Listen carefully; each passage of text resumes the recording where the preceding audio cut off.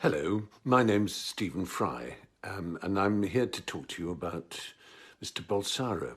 Now, you may think, what place has an Englishman to talk about Brazilian politics? And you'd be quite right. It's none of my business to tell you how to vote. But I've been watching his steady rise in Brazilian politics with some alarm. I have met him, I interviewed him. The interview is available for you to see on YouTube if you'd like.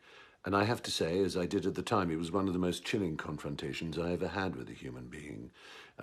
I really felt I was looking into some very dead and frightening eyes indeed. What the camera didn't show was his cadre, his group of, I don't know, protection bodyguards. They were frightening enough. He lives in a fantasy world of militarism, which I find deeply upsetting and frightening. And I suppose, far from telling you how to vote, which is none of my business, I'd be the first to admit, I would ask you to speculate on what you think it means to be Brazilian.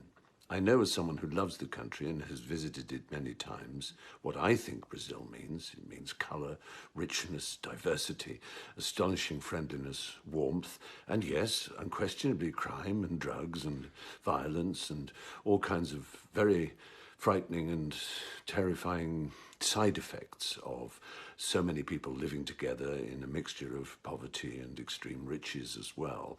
I'm not saying it's a perfect society, and no Brazilian would ever argue it was. But I would say that the Brazilian spirit is one of inclusion, acceptance, love, and sheer pleasure in variety. Think of think of the music, the mixture it has of the races that make up the Brazilian people. And think of the food. Think of all the art and the culture and the excitement and the parades and so on. They all speak to a wonderful mixture.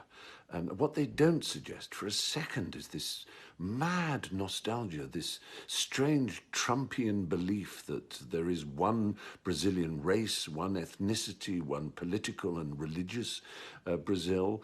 I mean, does he want to be Emperor Maximilian? I don't understand really where he comes from. It seems to be a very dark, frightening and incredibly ignorant place. If the world is to be happier, it won't be by going backwards. It never has been, and it never will be. And the talk he gives, the speech he uses against people of colour, women, and of course the LGBTQ community in particular, is genuinely terrifying and will result in more broken heads on pavements, more blood spilt, more torture, more killing, more unhappiness, less acceptance, more crying parents. That can't be right. Surely Brazil is better than that. Brazil is better than Bolsonaro. That is my view.